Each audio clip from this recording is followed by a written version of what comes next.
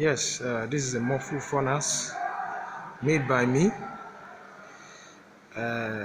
Look at the preset temperature. It's reading 1000 degrees Celsius. You can see that it's about 1003 degrees Celsius. Now I'm going to open the furnace. It's dropping. So you see how red hot the furnace is.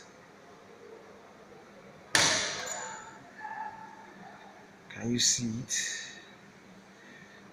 How red hot the furnace is.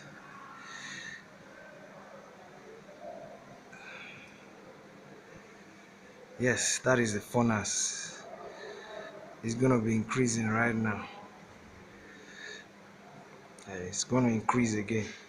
Yes, it's due to room temperature. That's the reason why a lot of cold air went in to reduce the temperature of the furnace. You know what that means. So that's the job I do, guys.